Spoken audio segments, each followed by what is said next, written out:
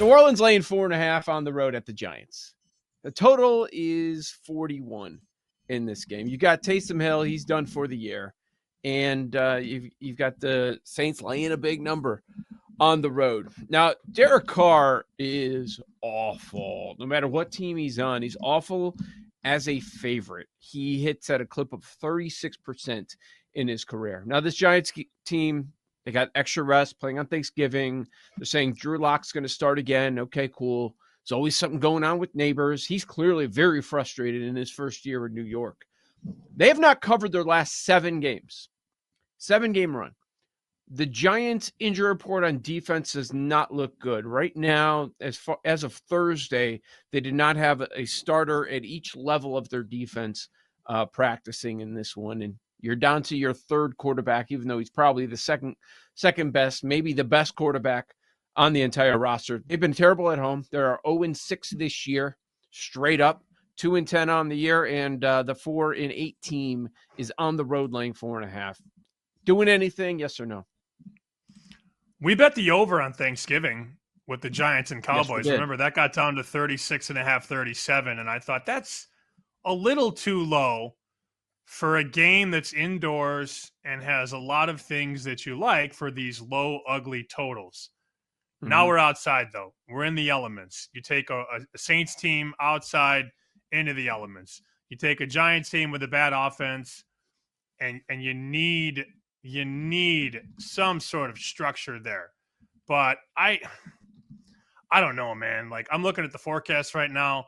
It's not windy. Only 10-mile-an-hour winds, high 48, low 36. It's not a bad weather day, given those metrics or those, projections or forecasts or whatever you want to call it. I don't think this is a day where you get a lot of offense. And that's not exactly a hot take. I mean, the total opened 40.5. It's actually been bet up a full point. MGM has 41. Other books have 41.5. I'm not in love with it. I kind of lean to the Giants. It's not a game that I'm probably going to bet. We do break down every game. I feel like I've said this more than any other week so far this season, week 14. I don't love a lot of these games, but I do lean to the Giants at 4.5. I don't think the Saints are 5-6 points better than anybody on the road. I just don't. Both of these rushing defenses are poor. So I'm assuming that most offenses are going to lean in that direction, especially, Carr is a favorite. Now you're missing Taysom Hill. And then you have a backup quarterback on the Giants side too. So I think they're going to both lean on the run game a little bit. And Tracy's been good. If you're looking for a bright spot on this Giants roster, you would probably go to Tracy. And then on the Saints side, there's a number of guys that they can end up going to. So that's going to be curious. Like, is there someone that takes over that Taysom Hill role?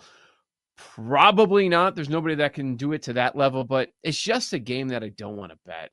I mean, my gut tells me, look, the Saints should not be favored by this much on the road, especially without Taysom Hill. They just shouldn't. But also, it's a team that hasn't covered a game in a couple of months. So good luck. And how much buy-in are we having with this Giants roster right now? They all know that Dayball's getting fired at the end of the year. Like, the star players, what are they playing for? It certainly seems like Neighbor's a rookie, and he's just spouting off nonstop. It's justified.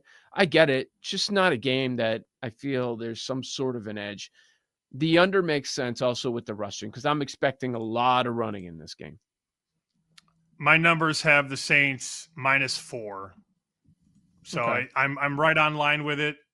I hate to say that, I don't love this game. I mean, if you're looking at props, like what props do you like? A lot of these games suck, man. New Orleans Giants, Jacksonville, Tennessee, Jets, Miami, Cincy, Dallas. These games all suck. They suck. Chernoff likes Kendre Miller. I heard him mention that as a guy for props in this spot with no Taysom Hill and based on what Rizzy has been saying. So maybe if you want to look that route, there's a lot of stories out there. Like Odyssey has a story. Kendre Miller, happy he's out of the doghouse. He's ready to contribute to the Saints team. So maybe that's a look, because again, the matchup certainly would lead to that. But yeah, we don't want to spend too much time. The Pittsburgh game actually looks decent on this week card, but that's what you're going to get. You get 6 teams on bye. We had a great matchup on Thursday night, so then the rest of it, you're going to get some garbage, and that certainly seems like what we're getting this week. But Pittsburgh, 6.5-point favorite. Still see some 7s out there. They're hosting Cleveland. The total is 43.5. We love to bet Tomlin when he's overlooked, when he's getting points. But how do we feel about betting Tomlin laying about a touchdown? Oh, I'll be on Cleveland. I already have +7 in. I already bet that. Yep. +7 was bet. The 7s are slowly going away. Now, there are some 7s available, but at this point in time, if you want to take a 7, you got to lay -115, -120. A lot of these 7s are even money on the favorite. Pittsburgh -7 +100. So if you're taking 7 now, you're laying 120. That stinks when you could have got it flat a couple days ago. I think this is the perfect time to get in on Cleveland. They played prime time. They had that disaster non-cover, which I still don't know how that happened. It took 2 defensive touchdowns for Denver to cover. Jameis giveth, Jameis taketh away. Last time we saw Jameis against Pittsburgh in the snow, he did his thing. He did. But in terms of stock and in terms of where Pittsburgh is right now, look, we like Pittsburgh a lot. We do. Big picture. But for a team right now that's in first place in the AFC North, that's 9-3, we're having this conversation. How far can they go in the playoffs? These divisional games in the AFC North tend to be relatively tight more times than not. I'm not saying upset, but look at this total as well, from 40.5 to 43.5. It's moved 3 points already. And, the bigger bets haven't even come in yet. Those come in Saturday and Sunday when limits are the highest. Pinnacle's 44. That tells me that, those people believe both teams are going to tango and both teams are going to score. I don't think it's 38-6 Pittsburgh. Do you? I'm more inclined to think that we get both teams getting into the end zone. And if that's the case, yeah, I like Cleveland. I think Cleveland covers. I do. The formula is pretty easy on Pittsburgh. A lot of people had to pivot. I'm one of them. Like, I was low on them coming into the season, but then it was pretty apparent early on what this team is. And it's the same old story with Tomlin. Underdog, let's bet them. They've been an underdog 5 times this year, Sam. 5 times. You know what their record is straight up in those 5 games as a dog? Nope. 5-0. 5-0. So that's when you want to bet them. That's always been the case with Tomlin. Against Atlanta, they were a dog, believe it or not, in week 1. Against the Jets, believe it or not. Against the Commanders, they were a dog. Baltimore, and then last week against Cincinnati, they were a dog. They won all 5 of them. That's when you want to bet them. When they're laying 6, 7, nuh-uh. Okay, let's see. Biggest point spread they've been favored by all year is 6. They laid 6 against the Giants, and they did cover that one. But this is going to be probably the largest point spread, largest number all year that they've laid. And you're facing a quarterback that had 497 passing yards this past week against a top-notch defense. If you're thinking, well, Pittsburgh's much better defense. They're good. They're really, really good. But some numbers would suggest that Denver's actually been better this year. Until they saw Jameis. And what Jerry Jeudy was able to do. I don't know that they can repeat that. I don't see that happening. But, yeah, certainly like the points here. I thought it was interesting to see that Stefanski is very good on short rest. I don't know if it means anything, but we're talking about an 11-game sample. He's 8-3 against the spread, 9-2 straight up. And I was shocked to see that Cleveland has not won in Pittsburgh in 20 years. 20 years? That makes me want to bet them. Money line. Oh, money line. Okay. Oh, yeah. I'm not going right now, to. I'm taking the points. I'm looking at the numbers that I have. I have 24-20 Pittsburgh. So, yeah. Sounds right. AFC North game. we take the dogs in these AFC North games as well. Yeah, especially when they're getting to 6.5. That's nuts. So like the Browns there, Sam mentioned, don't think those sevens are going to survive very long. They might not get into the weekend.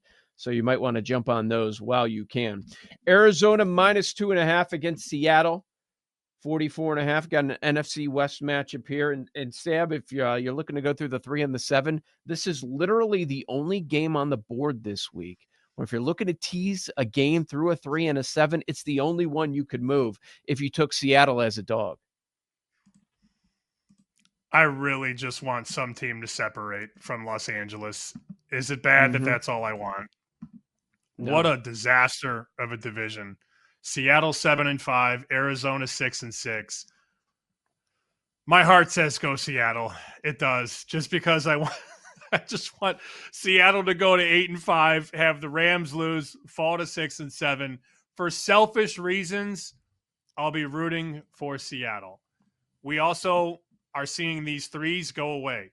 So in the last 3 minutes, Arizona went from, a juice 2.5 to 2.5 -110. Same thing with another very sharp offshore book. This got to 3 at a couple spots, but the threes are going away. So we have seen some support for Seattle. I also think Seattle in a teaser is really decent. Take Seattle from 2.5 to 8.5. That might be my favorite teaser. Tampa Bay down 6.5 to basically a pick, and Seattle 2.5 to 8.5 on the road. This game is tough for me. I'm looking dog. There's a few things that are concerning, though. This Arizona offense, kind of under the radar, has been really strong this year. They are 7th in the NFL in success rate. They are 8th in EPA per rush, so a strong run game all year. The problem has been their defense. Now, a couple of weeks ago, McBride had a great game. He's had a great season overall, but just a couple of weeks ago against this very same defense, he went 12 for 133 on 15 targets in that game. So they've got to figure out what they're going to do to stop McBride here in this game. Last few weeks, Seattle's looking good. They're on a 3-game winning streak. They're terrific on the road, 4-1 this season. And McDonald has turned that defense around. Now, the injuries could be impactful. That's why I can't sit here on a Friday and say, oh, you know what, definitely take the 2.5 with Seattle. Kenneth Walker not practicing. Metcalf not practicing. Leonard Williams not practicing on that defensive line. So that's a little worrisome. They did activate Nwosu, the linebacker. So he's going to be out there for him. Should help things. But I want to say arrow pointing up for Seattle, but if I'm being honest, Sam, it's probably going to come down to the last possession of the game. So my priors would have Arizona because I do have Arizona over the win total, which is very, very close. And I have Arizona to make the playoffs. I don't love Arizona in the spot. So that in itself is pretty telling, at least from where I'm at. I would love Arizona to win for my bets that I placed, but I don't feel good about them. Seattle probably keeps it close. That is a good teaser leg. 2.5 to 8.5 on the Seahawks. It's a very good teaser leg. The problem is good luck finding one to pair with it. I mean, you can use a favorite of 6, 7, somewhere in that range, but you're not going to go through the 7 if that's a big deal to you. But yeah, last few weeks, as they've been improving defensively, we're talking Jets, Cardinals, in San Francisco. So this game, they just played it 2 weeks ago, which is kind of crazy that they're running it back. It was a ho-hum game. Like neither team got to 300 yards. Seahawks win by 10, but there wasn't a lot to get excited about unless you're going to play McBride props. Wouldn't have a problem if you want to do that. Let's see what kind of number they set after he got 15 targets and 133 yards. JSN had a good game against Arizona's secondary. It was 77 yards and a touchdown for him. And if Metcalf's not going to be out there, you'd imagine that JSN's going to get all the targets. So line up those props, I would assume. And Kenneth Walker's not out there. Let's see what the number is for Charbonnet, because you should be able to run on this Arizona defense as well.